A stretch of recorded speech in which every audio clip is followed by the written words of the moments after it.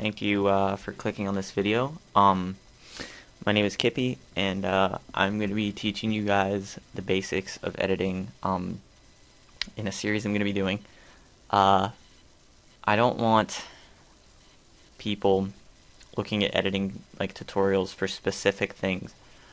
The point of this tutorial is to teach you guys how to use the tools, so then you can branch off and become your own creative and original editor, and you're not like a cookie cutter editor that just uses Twixtor and fade transitions and like pan and crop transitions. I want you guys to learn the things so you can do what you want even if there's no tutorial. So this is going to be the first of many episodes dealing with basic editing things, and for the first few episodes, you advanced editors might not want to click on it because it's going to be very simple stuff like render settings, what to do with your clip when you bring it in, syncing, and all sorts of stuff like that, cutting clips, like the basics. So the first thing that I want to go over is, of course, render settings. So I have it as these. These are the best render settings in my opinion. They're what work the best for me. And if you copy these, you'll have amazing render settings. Your pre-rendered files folder, don't even worry about that. That doesn't really mean anything. And make sure to start all new projects with these settings. The template, just make a new template. You don't have to pick one. It doesn't really matter. I'm not going to change anything. What you want to do is you want to put your width to 1280.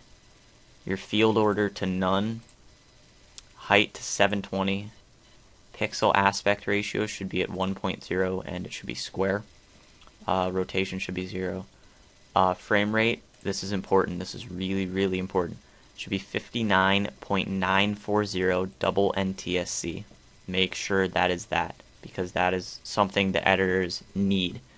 Smooth Twixtor and good looking clips doesn't happen if this is on 29.97. So make sure it's on 59.94. Stereoscopic 3D mode, just leave it off. None of these should be available, and if they are, make sure they're unchecked. Pixel format should be 32-bit, floating point, full range. Compositing gamma should be at 1.0 linear. Full resolution rendering quality obviously best. Motion blur type Gaussian. De-interlace method should be none. You do not want to adjust the source media to better match the project or render settings. Don't worry about that. It's because if all the clips look like this, there's no need for it. And if the clips are not what these are, it won't mess with it. Start all new projects with these settings and press apply and OK. So now that you guys have my render settings down, we're going to open up our capture module. Let's let this open up. Should have had this open anyways. Check my time here. Alright, 3 minutes, that's not that bad. For your render settings, what you're going to want to do is you're going to want to go into format settings.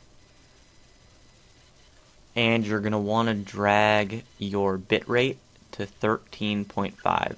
all the way up to best. I'll just give you a few seconds if you want to pause the video right now to copy these down, because I'm not really sure what this is. This is just what I found on a video, and it seems to work really well. So I'm assuming you've paused the video and you've already gotten these down, so I'm going to continue. Your device settings, turn up your brightness to 134. That's about it. Because I play on kind of contrasted game, game settings. So my brightness is up a little bit more than usual. You can mess with these until it looks good. Don't mess with the hue and the saturation and the sharpness and stuff, and everything should be okay. That's pretty much it for render settings, guys. I'm gonna drag a clip in there right now, and I'm gonna render it out. I'll drag this opening shot that I hit on Corey. Now, as you can see right here, you see how there are these two it's kind of like blurry, and there's two of these things, like two of the people and two of the guns and all that stuff. That's because if you go into properties, you right click on your clip and go to properties, you want to disable the resample, as well as check reduce interlace flicker and unmaintain the aspect ratio. Everything else should be okay. You can leave loop off or on, it doesn't matter. And then press OK, and the clip becomes great. Now, what I like to do is I like to go into my sharpen, and I put it on 1, like 0.1. And it'll just make the clip a little crisper and more visually appealing. Now, on your clip, there's going to be black lines. Now, I have a preset that basically you just want to move in the edges on your right side and move down on your left side until those edges go away. Once you've done that, you're ready to render. And when you bring up your render settings, you want to go to custom. And I have mine as render settings. And it's include video, obviously. Frame size, put it on custom. Your width should be 1280, height 720. Allow source to adjust frame size should be checked. Profile should be main. Frame rate, this is really, really important.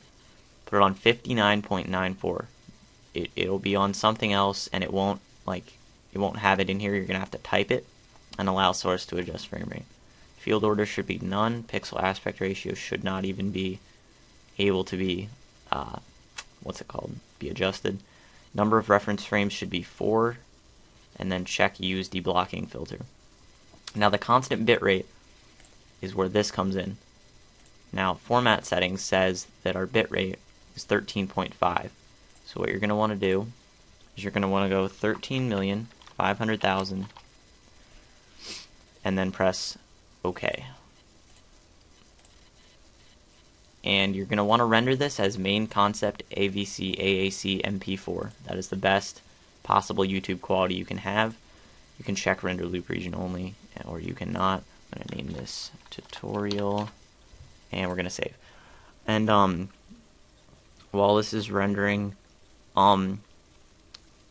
this is basically all I'm going to do for this episode. I'll show you the clip at the end so you can see the quality, just so you can make sure that this quality is good and isn't just, I'm not bullshitting you. This quality is the best possible quality you can have. Basically, this series of editing tutorials is going to make you a better editor. Don't ask anybody, what I want you to do is, for a couple weeks, just don't look up tutorials like how to do CC lens or how to scope transition.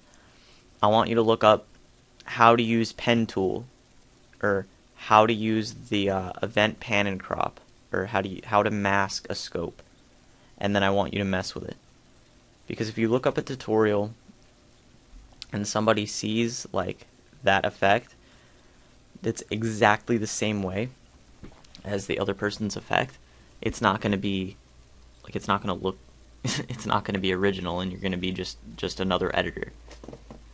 And what I'm trying to do is I'm trying to get you guys away from being a dull editor. I want you guys to be exciting. I want you to be original. I want you to be creative. I want editing. I want it to be fun. I don't want it to be boring, and I don't want it to be repetitive and all that stuff. So that's basically it for today's tutorial, guys. Thank you for watching, and I will talk to you again next week. Why? Yeah, same here. Everyone's voting for TP though. No, I vote Don. I like how Don. Good job, Sam. Get ready for the next round. Please. Oh! Oh! Stop the stair. Stop the stair. Huh?